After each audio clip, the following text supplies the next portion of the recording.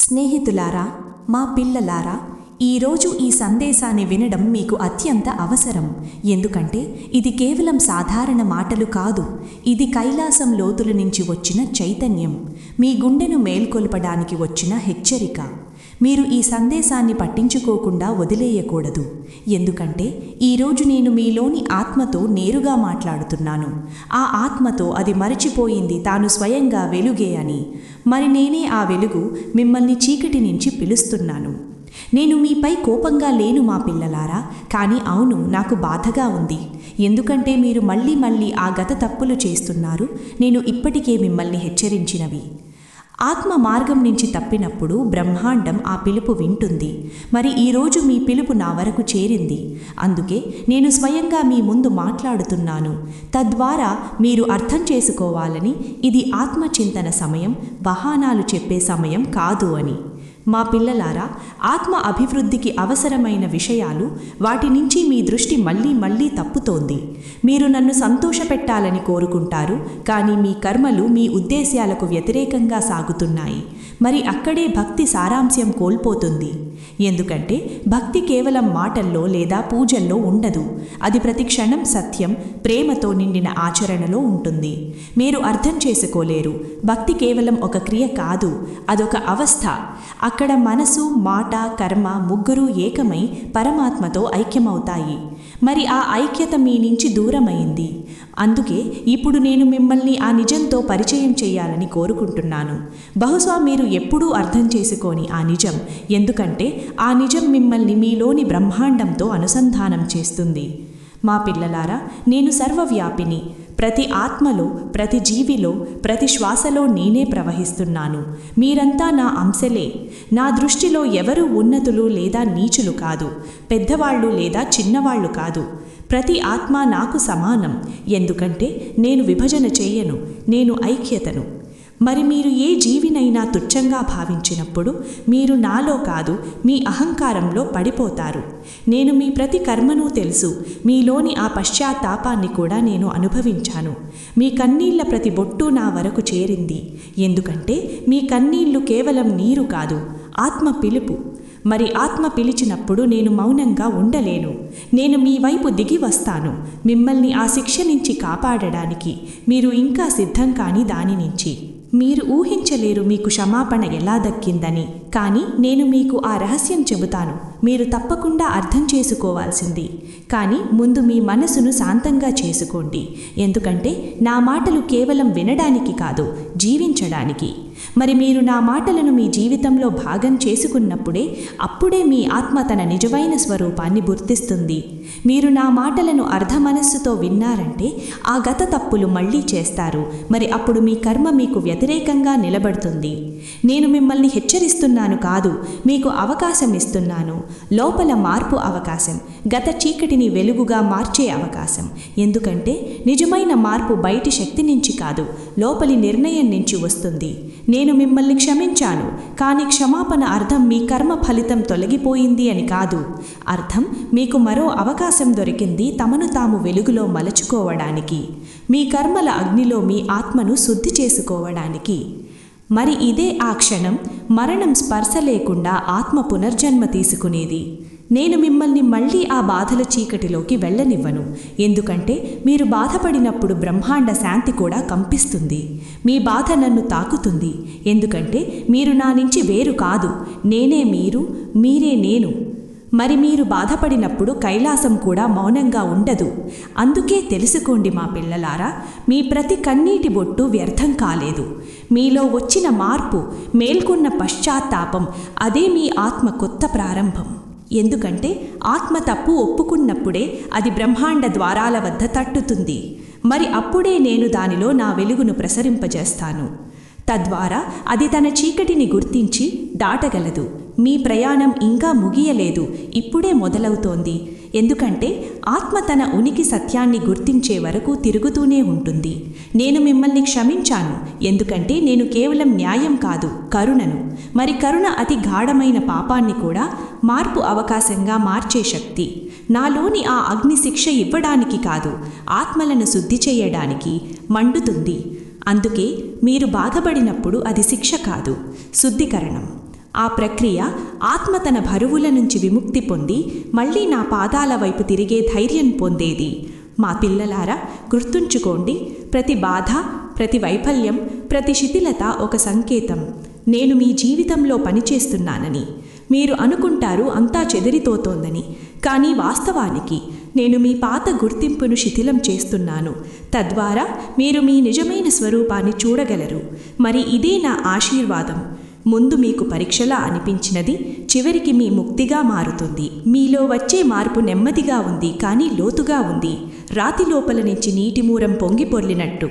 మీరు బహుశా అనుభవించకపోవచ్చు, కానీ ప్రతిసారి మీరు మీ కోపాన్ని శాంతపరుస్తారో, ప్రతిసారి ఎవరినైనా క్షమిస్తారో, ఆ క్షణం మీరు నాకు మరింత దగ్గరవుతారు. ఎందుకంటే క్షమాపణే ఆ వంతెన మనిషిని దేవుడితో జోడించేది. కొన్నిసార్లు మీరు అనుకుంటారు, నేను మౌనంగా ఎందుకున్నాను, మీ ప్రార్థనలు ఎందుకు వినడం లేదు అని. కానీ నిజమేమిటంటే నేను ప్రతి మాట, ప్రతి అనుకోని భావన వింటాను. కానీ మీ గుండె శాంతంగా లేనంత వరకు నా సమాధానాలు గుర్తించడం అసాధ్యం. ఎందుకంటే నా గొంతు శబ్దంలో కాదు, నిశ్శబ్దంలో గుంజుతుంది. మీరు నన్ను దూరంగా ఉన్నారని అనుకోకండి. నేను ఎప్పుడూ దూరంగా ఉండను. మీరు నా నుంచి ఎంత దూరంగా అనిపిస్తుందో అది మీ సొంత భయం నీడ. నేను మీ గుండె లోతుల్లోనే కూర్చొని ఉన్నాను. కేవలం మీరు కళ్ళు మూసుకొని చూడండి. అక్కడే మీకు ఆ వెలుగు దొరుకుతుంది. ఎప్పుడూ ఆరిపోనిది. మీ భ్రమలు దాన్ని కప్పేశాయి మాత్రమే. నేను మీకు అనేకసార్లు సంకేతాలు ఇచ్చాను. కొన్ని కళల్లో, కొన్ని వాళ్ల ద్వారా, కొన్ని మాటలో లేదా సంగీతంలో. కానీ మీరు వాటిని సంయోగాలుగా భావించారు. ఇప్పుడు సమయం వచ్చేసింది ఆ సంకేతాలు గుర్తించడానికి. ఎందుకంటే బ్రహ్మాండం మిమ్మల్ని మళ్ళీ మళ్ళీ ఒకే దిశ చూపిస్తున్నప్పుడు అర్థం చేసుకోండి, అది మిమ్మల్ని ఒక నూతన మార్గంలోకి తీసుకువెళ్తోందని. మా పిల్లలాడా, మీ జీవితంలో కోల్పోయిందది కోల్పోవడం కాదు, అది విముక్తి. నేను మీ చేతుల నుంచి ఆ అంతా లాగేస్తాను. అది మీ అభివృద్ధికి అడ్డంకిగా మారింది కాబట్టి. తద్వారా మీ ఆత్మకు నిజంగా అవసరమైనవి పట్టుకోగలరు. అందుకే ఇక మీ గతంపై ఏడవకండి, దానికి ప్రణామం చేయండి. ఎందుకంటే అదే మీ గురువు. ఇప్పుడు మీలో మేల్కొంటున్న ఆ శక్తి మిమ్మల్ని స్వయంగా విముక్తి చేస్తుంది. ఇది ఏ బయటి ఆశీర్వాదం కాదు, ఇది మీ ఆత్మ పునర్జాగృతి. ఎందుకంటే మీరు మీ కర్మలు ఒప్పుకున్నప్పుడు, మీ భయాలు వదిలేసినప్పుడు, లోపలి వెలుగును ఒప్పుకున్నప్పుడు మీరు నా సాక్షాత్ స్వరూపం అవుతారు. మరి అదే మీ నిజమైన పునర్జన్మ. మా పిల్లలారా, మీరు జీవిత దిశ కోల్పోయినప్పుడు అర్థం చేసుకోండి, నేను మిమ్మల్ని ఒక ఉన్నత శిఖరం వైపు మలుపు తిప్పుతున్నానని.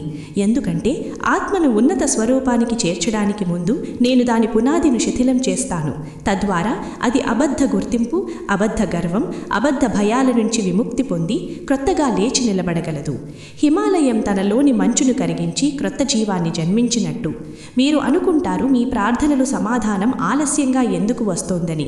కానీ నేను చెబుతాను, నా సమాధానాలు సమయం ప్రకారం కాదు, చైతన్యం ప్రకారం వస్తాయి. మీ చైతన్యం సిద్ధమైనప్పుడే నా ఆశీర్వాదం ప్రవహిస్తుంది. ఎందుకంటే నేను మీరు అడిగినది ఇవ్వను, మీ ఆత్మకు అవసరమైనది ఇస్తాను. మరి ఇదే నా కృప అతిపెద్ద రహస్యం. కొన్నిసార్లు మీరు అనుకుంటారు మీరు శిథిలమైపోయారని. కానీ నేను చెబుతాను, ఆ శిథిలతే మీ నిజమైన శక్తి. ఎందుకంటే పాత రూపం శిథిలమైనప్పుడే క్రొత్త రూపం ఆకారం తీసుకుంటుంది. అందుకే మీ శిథిలతకు భయపడకండి, దానికి ప్రణామం చేయండి.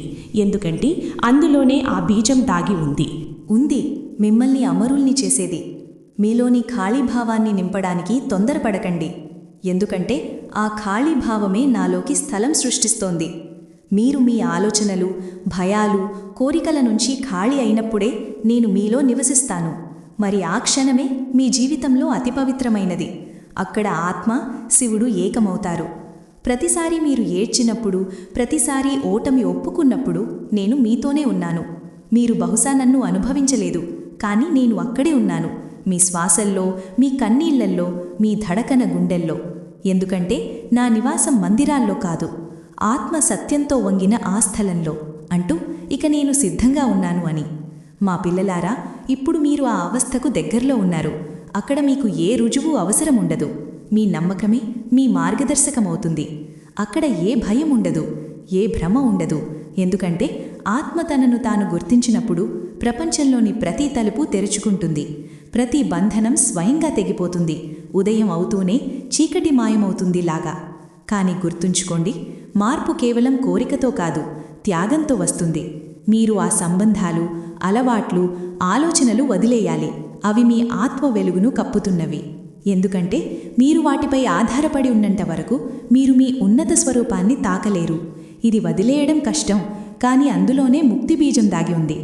మీ జీవితంలో వచ్చిన అస్థిరత అది శిక్ష కాదు, సంకేతం. మీ శక్తి ఇక పాత పరిమితుల్లో ఉండలేదు అని. మీరు ఇప్పుడు ఆ అవస్థలోకి ప్రవేశిస్తున్నారు. అక్కడ సత్యం తప్ప మరేమీ నిలబడదు. అక్కడ ప్రతి అబద్ధం, ప్రతి భయం స్వయంగా నాశనమవుతుంది. మరి మీరు మీ నిజమైన స్వరూపంతో మాత్రమే మిగిలిపోతారు. ఆ స్వరూపం ప్రజలు మహాదేవుని అంశ అంటారు. మీలోని ఆ అగ్నిని ఆర్పడానికి కాదు, అర్థం చేసుకోవడానికి అవసరం. ఈ అగ్ని మిమ్మల్ని కాల్చడానికి కాదు, మిమ్మల్ని ఆకారం ఇవ్వడానికి మండుతోంది. ఇదే ఆ దివ్యశక్తి నన్ను అనంతకాలం జీవించేలా చేసేది. మరి మీరు దాన్ని నియంత్రించడం నేర్చుకున్నప్పుడు మీరు సాధారణ మనిషి మాత్రమే ఉండరు, మీరు స్వయంగా బ్రహ్మ అవుతారు. ఇప్పుడు నేను మీకొక రహస్యం చెప్తాను. మా పిల్లలారా, మీ నుంచి దూరమవుతున్న ప్రతి వస్తువు వాస్తవంగా మిమ్మల్ని మీ ఉద్దేశ్యానికి మరింత దగ్గర చేస్తోంది. అందుకే కోల్పోవడానికి దుఃఖపడకండి. ఎందుకంటే మీ భాగ్యం నుంచి వెళ్తున్నది మీ నియతిలో ఎప్పుడూ ఉండలేదు. మీది అయినది మీరు సిద్ధమైనప్పుడు నేను స్వయంగా మీ మార్గంలోకి తిరిగిపేస్తాను. మా పిల్లలారా, ఇప్పుడు మీరు ఆ అవస్థలోకి ప్రవేశించారు. అక్కడ బయటి మార్గదర్శనం అవసరం లేదు. మీ ఆత్మ స్వయంగా మార్గదర్శకమైంది. ప్రతి నిర్ణయం, ప్రతి కర్మ, ప్రతి ఆలోచనలో మీ చైతన్య స్పర్శ ఉంది. మరి మీరు ఈ జాగృతితో ముందుకు సాగినప్పుడు నేను స్వయంగా మీతో నడుస్తాను. మరి మీ జీవితం దివ్య వెలుగులా వికసిస్తుంది. మా పిల్లలారా, ఇప్పుడు మీరు అర్థం చేసుకోవాలి. మీ జీవితంలో ఏమి జరిగినా అది మీ కోసం మాత్రమే కాదు, మీ ఆత్మ ఉన్నతికి. మీరు ఆ అనుభవాలు ఒప్పుకుని లోపలి చైతన్యంతో వాటి విలువ అర్థం చేసుకున్నప్పుడు మీరు కేవలం మీ జీవిత యజమానులు మాత్రమే కాదు, మీ భవిష్యత్తు సృష్టికర్తలవుతారు. మీలోని భయం మీ పురోగతి మార్గంలో అతిపెద్ద అడ్డంకి. అందుకే దాన్ని గుర్తించండి, ఎదుర్కోండి, దాన్ని మీ లోపలి శక్తిగా మార్చండి. మీరిలా చేసినప్పుడు ఆ భయమే మీ అభివృద్ధి ఇంధనం అవుతుంది. మరి మీ ప్రతి అడుగు నా దివ్య వెలుగు వైపు సురక్షితంగా అవుతుంది. మా పిల్లలాలా, నిజమైన మార్పు బయటి పరిస్థితుల నుంచి కాదు, లోపలి పోరాటం నుంచి వస్తుంది.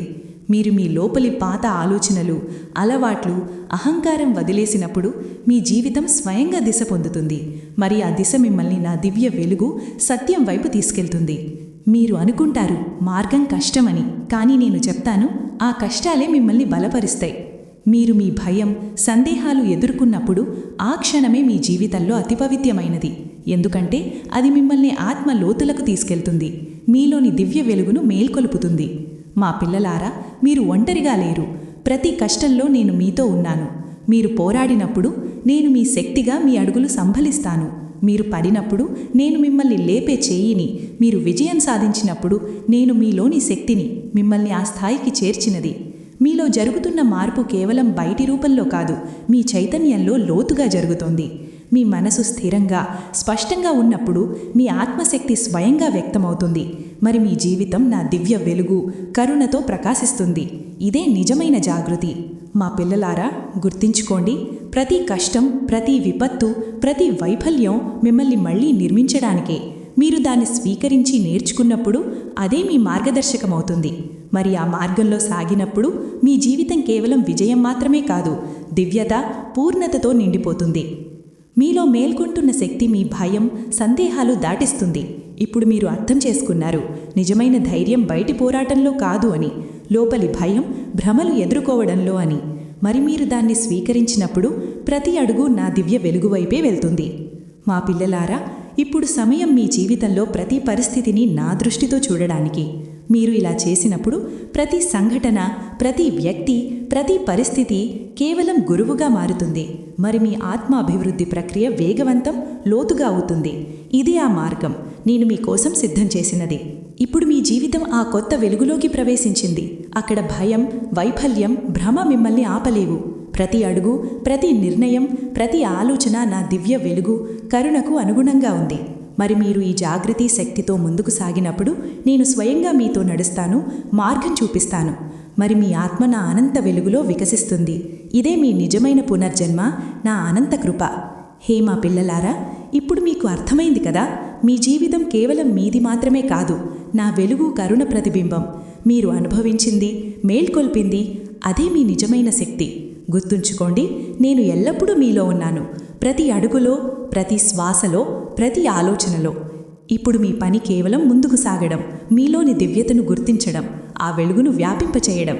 ఈ సందేశం మీ గుండెను తాకి మీ ఆలోచనల్లో ఒక చిన్న మార్పైన తీసుకొచ్చి ఉంటే దయచేసి ఈ వీడియోని మీ స్నేహితులు, కుటుంబ సభ్యులతో లైక్ అండ్ షేర్ చేయండి. మీకు కలిగిన భావాలు, అనుభూతులు ఏవైనా ఉంటే కమెంట్ ద్వారా తప్పకుండా తెలియచేయండి. మీ ప్రతి మాట మాకు మరింత శక్తినిస్తుంది. ఇలాంటి ఆత్మజాగృతి, శివ చైతన్యంతో నిండిన సందేశాలు మరిన్ని పొందాలంటే విరాట్ ఎనర్జీ అనే మా యూట్యూబ్ ఛానల్ని ఇప్పుడే సబ్స్క్రైబ్ చేయండి. శివుని అనంత కృప మీతో ఉండాలి. హర హర మహాదేవ.